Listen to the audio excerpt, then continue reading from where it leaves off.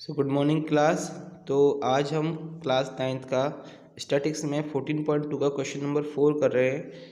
इस question number 4 में आपको कह रहा है कि यहाँ पर आपको 50 विद्यार्थियों की लंबाइयाँ दे रखी है सेंटीमीटर में, और इस डाटा को देखकर आपने बारंबारता बंटन सारणी बनानी है। तो जैसा कि हम लोग देख रहे हैं, यहाँ पर आपसे पूछा गया है कि 160 से 165 और 165 से 170 का जो वर्ग अंतराल दे रखा है, इसी वर्ग अंतराल को ध्यान रख कर हमने टेबल बनानी है।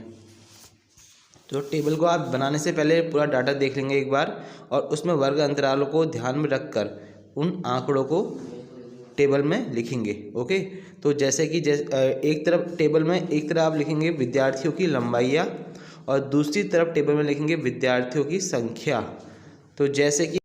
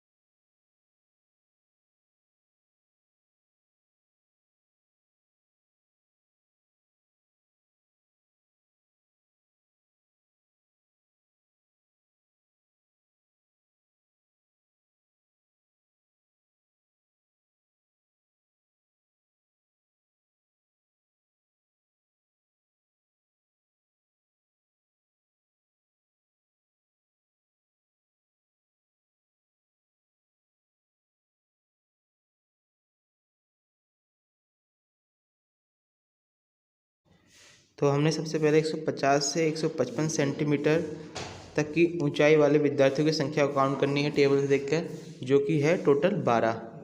उसी तरह 155 से लेकर 160 ऊंचाई वाले विद्यार्थी टोटल हैं 9।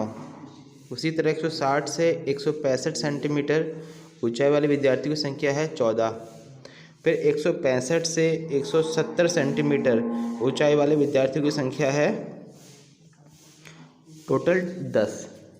ओके, तो इसके बाद 170 से 175 विद्यार्थियों की जो हाइट है वो विद्यार्थी हैं टोटल 5। तो क्या कहते हैं यहाँ पर कुल योग विद्यार्थियों का कुल योग कितना है, जो कि हमको दे रखा है पहले से ही। तो हम एक कॉलम कुल योग का बना लेंगे और वो कुल विद्यार्थी लिखेंगे उसमें 50। तो यही आपको सबसे पहले वाले पार्ट में करना है। इसमें सबसे पहले वाले पार्ट में क्या यही करना है आपको। उसके बाद सेकंड पार्ट में आपसे पूछ रहा है कि इस सारणी की सहायता से आपको विद्यार्थियों की लंबाई के संबंध में क्या निष्कर्ष निकल सकता है। अब क्या जाना है हमने इसमें ये जाना है, इस टेबल को देख के हमें ये पता लगता है कि आधे से ज़्यादा विद्यार्थियों की जो लंबाई है वो 165 से कम है। तो इस बारंबारता बंटन सारणी से यह निष्कर्ष निकलता है कि कुल 50 विद्यार्थियों में से आधे से ज़्यादा विद्यार्थियों की संख्या 165 सेंटीमीटर से कम है। तो सेकंड पार्ट में आपने यही निष्कर्ष लिखना है।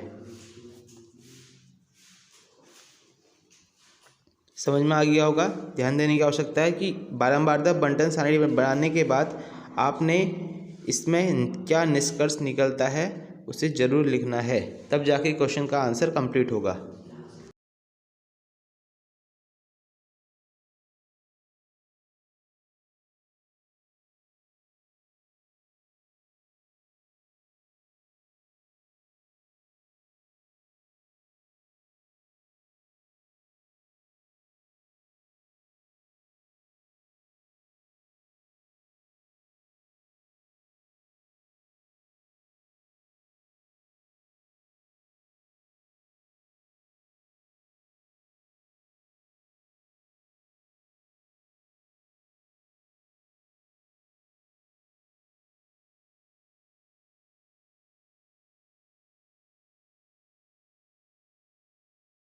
तो क्वेश्चन नंबर 5 नेक्स्ट क्वेश्चन है आपका। इसमें आपसे कह रहा है एक नगर में वायु में सल्फर डाइऑक्साइड का सांद्रण भाग प्रति मिलियन ज्ञात करने के लिए एक अध्ययन किया गया है।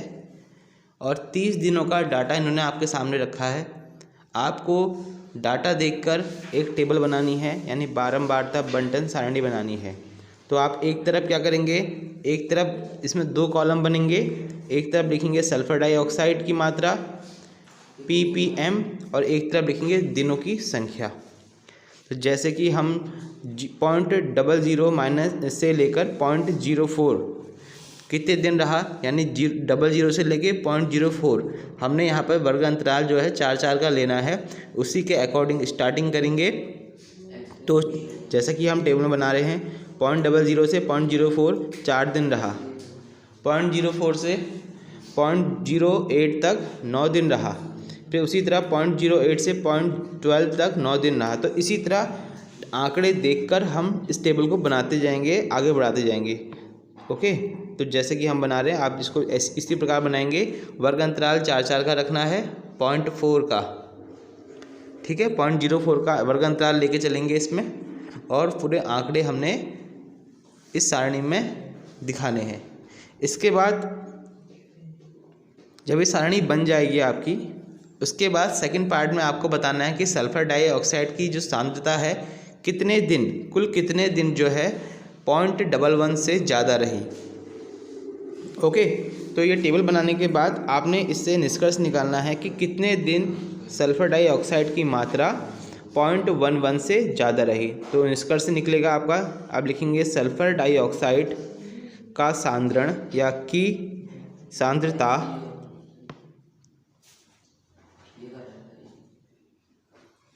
सांद्रता कुल 8 दिन 0.11 से ज़्यादा रही। तो यहाँ पर ये निष्कर्ष निकलता है क्वेश्चन नंबर 5 में। ओके, तो ये आपने ज़रूर लिखना है। अगर आपसे एग्ज़ाम में पूछा जाता है कि कितने दिन सांद्रता 0.11 से ज़्यादा रही, तो कुल 8 दिन सांद्रता जो है 0.11 से अधिक रही है। तो यही इसका आंसर हो गया, ठीक है। अब बढ़ेंगे अपने नेक्स्ट क्वेश्चन की ओर। क्वेश्चन में आपसे ये कह रहा है, क्वेश्चन नंबर 6 में, कि 3 सिक्कों को एक साथ 30 बार उछाला गया है और प्रत्येक बार हेड आने की जो आपको यहाँ पर उसने प्रायिकता कह सकते हैं, संभावना कह सकते हैं, आपको दे रखी है। और आपसे ये पूछ रहा है कि उपयुक्त दिए गए आंकड़ों के लिए एक बारंबारता बंटन सारणी बनाइए। तो आपको यहाँ पर एक टेबल बनानी है, ओके, फ्रीक्वेंसी डिस्ट्रीब्यूशन टेबल बनानी है आपने। तो आप लिखेंगे इसको, 3 सिक्कों को एक साथ 30 बार यदि उछाला जाए, जैसे दिया है उसके अकॉर्डिंग हम टेबल बना लेंगे।